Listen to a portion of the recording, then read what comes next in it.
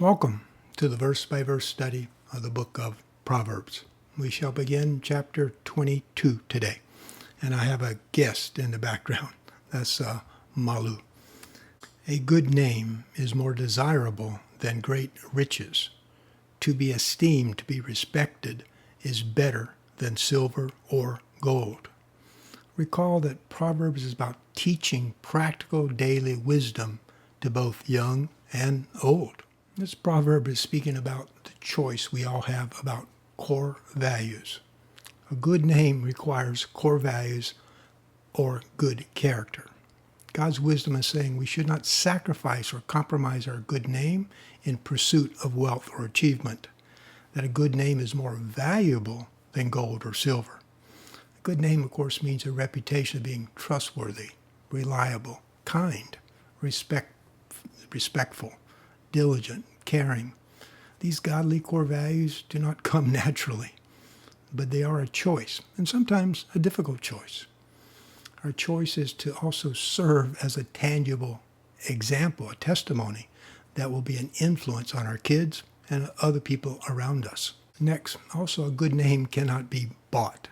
It is earned. Rich and poor have this in common. The Lord is the maker of them all.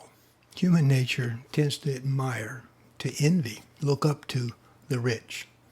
And also we tend to look down on the poor. But God measures our attitude and our actions, not our bank account nor our achievements.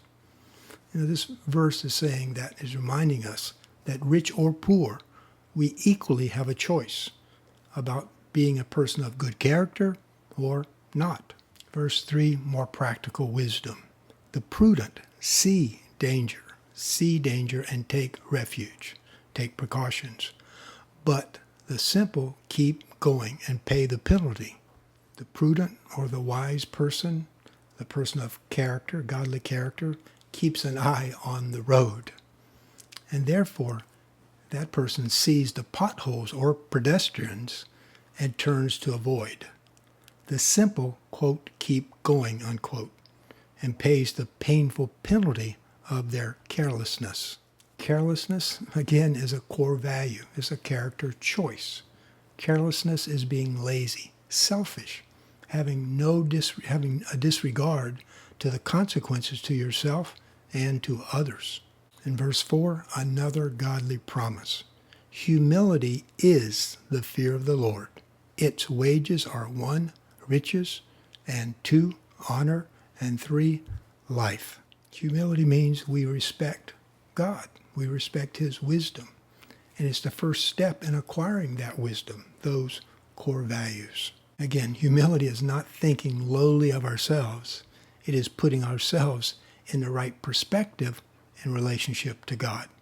And as C.S. Lewis said, it's just being less self-centered. The proverb gives us 3 consequences, 3 wages of making that character choice of humility. First was riches. Here it means rich blessings of peace, joy, and fulfillment, and the freedom to be able to walk uprightly without guilt. Secondly is those that choose humility do not have to seek fame, because God promises that that person will be honored by others because of their good character. And lastly is life itself, the promise of an abundant life, a life that is fruitful on this earth and the next. Another warning.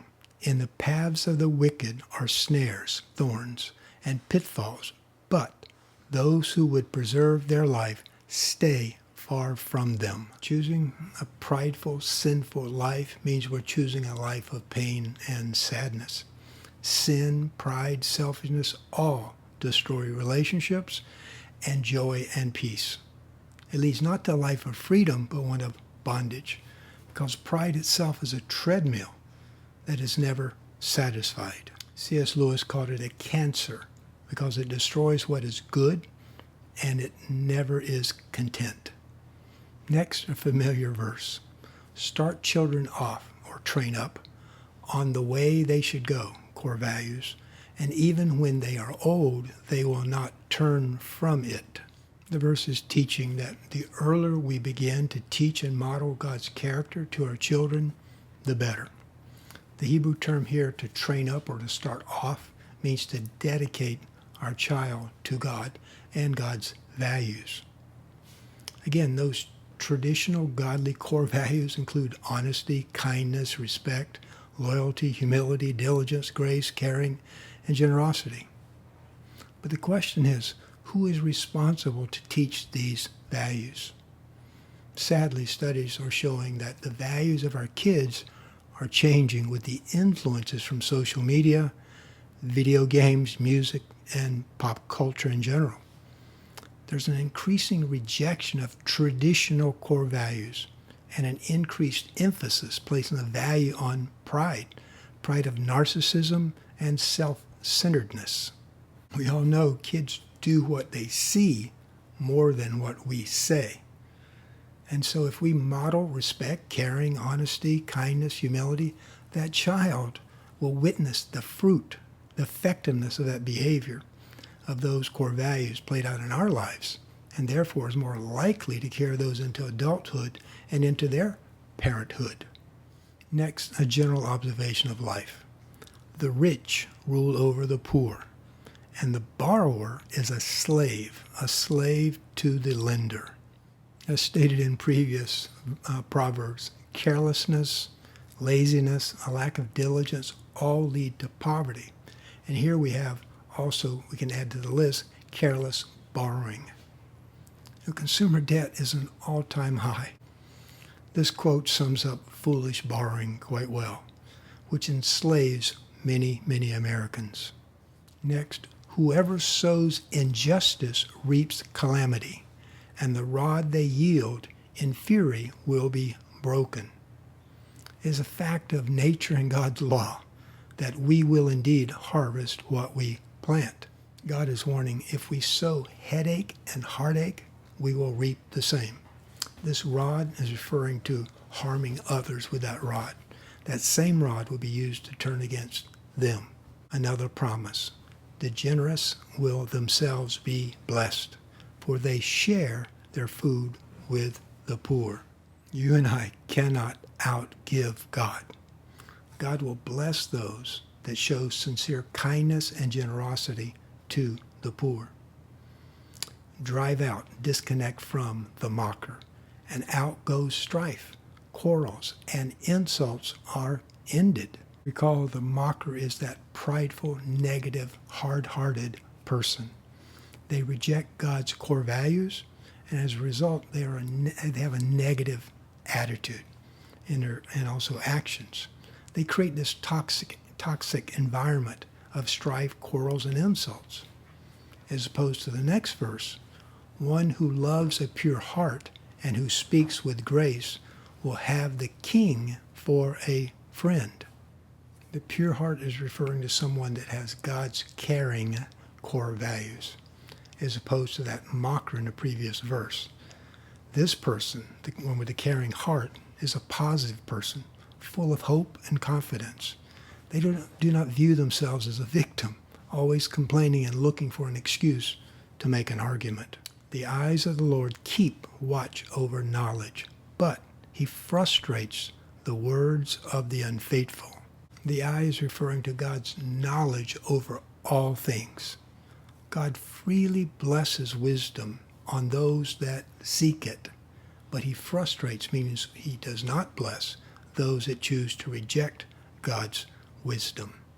The sluggard says, "There's a lion outside. I'll be killed in the public square." The implication here, because this is called a sluggard, there's no real lion.